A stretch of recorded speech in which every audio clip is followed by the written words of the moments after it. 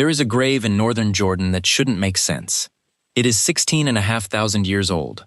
That's thousands of years before farming, before pottery, before the first permanent village anywhere on Earth. Inside lies a human skeleton, and curled up right beside it, carefully arranged, is the body of a red fox. Not butchered for meat, not skinned for its fur and thrown away. Buried, positioned, mourned over. Whoever dug this grave took a wild predator, an animal that competes with people for the very same food, and laid it to rest like family. This grave is about 4,000 years older than the oldest one we have of a human buried with a dog. So long before anyone had a best friend with 4 legs and a wagging tail, someone out in the desert loved a fox. That site is called Uyun al-Hammam, and it may be the oldest cemetery in the entire Middle East. The fox was found by a team led by the archaeologist Lisa Marr, who published the discovery in the journal PLOS One in 2011. And the part that turns this from a curiosity into something genuinely moving is what happened after the first burial. At some point, the grave was reopened. The human's bones were lifted out and moved to a fresh grave nearby, which was a known ritual in their culture.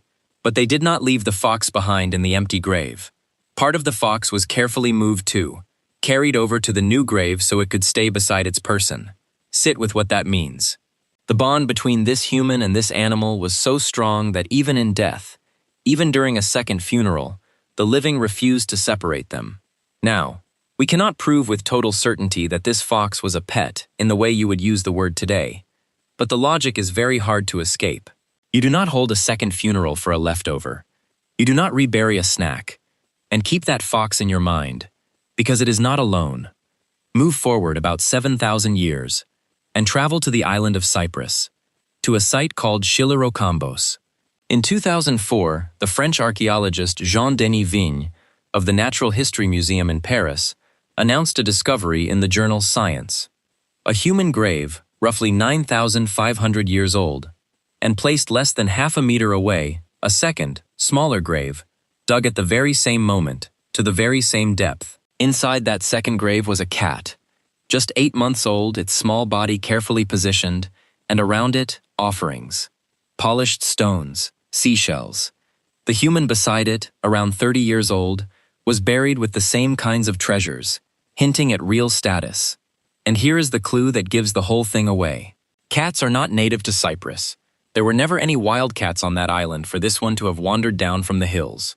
Which means, at some point, a human being picked up a cat, put it in a boat, and carried it across dozens of kilometers of open sea, on purpose, to bring it to the island. This was not a stray mouser that turned up on its own.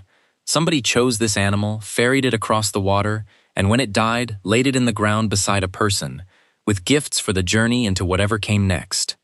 That grave predates the famous sacred cats of ancient Egypt by more than 4,000 years. Which raises an obvious question. How did the cat, of all creatures, end up in a grave that early? And the answer completely flips the story we usually tell ourselves about pets. We like to imagine our ancestors going out and taming animals, capturing them, breaking them, bending them to human will. But the cat almost certainly did the opposite.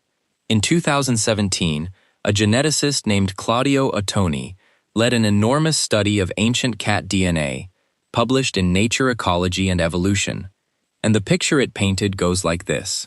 When people in the Near East first began farming and storing grain, around 10,000 years ago, the grain drew mice. The mice drew wildcats, specifically the African wildcat, Felis sylvestris libica. The boldest, calmest cats crept closer and closer to human settlements to hunt the easy prey, and the humans, quite sensibly, let them stay. In other words, nobody went out and captured the first cat. It walked in on its own 4 feet, decided we were useful, and simply moved in. Much later, a second wave of cats, this time out of Egypt, would ride trade and shipping routes across the whole Old World, turning up everywhere, from Viking ports on the Baltic to trading towns in Iran. But here is the crucial thing. A cat quietly killing the mice in your granary is just pest control. A cat placed in a grave with polished seashells is something else entirely. Somewhere between the mousetrap and the funeral, this relationship crossed a line and became affection. That is not pest control. That is grief. Now watch what happens when that affection collides with power and wealth. Because pets, it turns out, do not stay humble for long. Around 5,500 years ago, in the Egyptian city of Heracleopolis, the local elite were building something unprecedented, and honestly, a little disturbing. In an elite cemetery there, known as HK6, archaeologists including the zoo archaeologist Wim van Neer and the expedition's director René Friedman have uncovered the graves of more than 100 animals, buried whole, arranged around the tombs of the most powerful rulers. And this was no barnyard. The list includes wildcats, yes, but also 2 elephants, 3 hippopotamuses, 11 baboons, animals that had to be captured alive in the wild, and several of which, like the elephants and baboons, had to be hauled in from far beyond Egypt's borders. This was a private zoo, a living menagerie of rare and dangerous animals, kept as breathing proof of one ruler's reach across the known world. But here is the darker turn in the story. When Van Neer's team examined the bones closely, they found injuries. Baboons with dozens of broken hand and foot bones. A young hippo with a leg fractured, it seems, while it thrashed against a tether, trying to break free. These particular animals were not cherished companions. They were trophies, captured, chained, displayed, and finally buried to follow their owner into eternity. The very same impulse that buries a fox with tenderness can also cage an elephant for status. Pets, it turns out, were never only about love. From very early on, they were also about power. And that hunger to own the exotic was not some quirk of the old world alone. Cross the entire planet, to the high desert of New Mexico, to the great stone greathouses of Chaco Canyon. Around 1,100 years ago, the people of a settlement called Pueblo Bonito were keeping birds that had absolutely no business being there. Scarlet macaws, brilliant crimson and blue parrots, whose natural home is the tropical rainforest of southern Mexico, more than 1,000 miles away. In 2015, a team led by the archaeologist Adam Watson radiocarbon dated the macaw remains from Pueblo Bonito and published the results in the journal PLAS. And the birds were arriving startlingly early, as far back as 900 to 975 AD. Nearly all of them were young, chicks, fledglings, and adolescents, hauled hundreds of miles north across deserts and mountain ranges to live out their lives in cold stone rooms, far from any jungle they would ever see.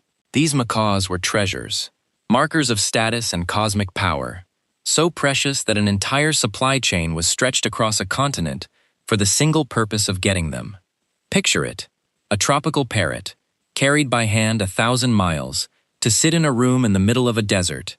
If that is not an exotic pet, then nothing on earth is.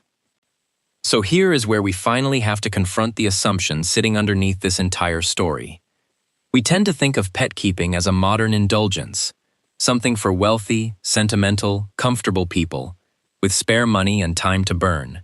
A soft little luxury of the last century or two. But the anthropology says almost the exact opposite. The animal behavior researcher James Serpell has spent decades documenting that pet keeping is not some rare exception among traditional societies. It is the norm. All over the world, hunter-gatherers and small-scale farmers routinely capture wild animals and raise them as pets. In the Amazon, groups like the Barasana of Colombia keep pet parrots, macaws, rodents, and even young peccaries. Elsewhere, people raise monkeys, birds, and in a few places, young jaguars. And the pattern repeats itself again and again. The animals are treated as members of the family.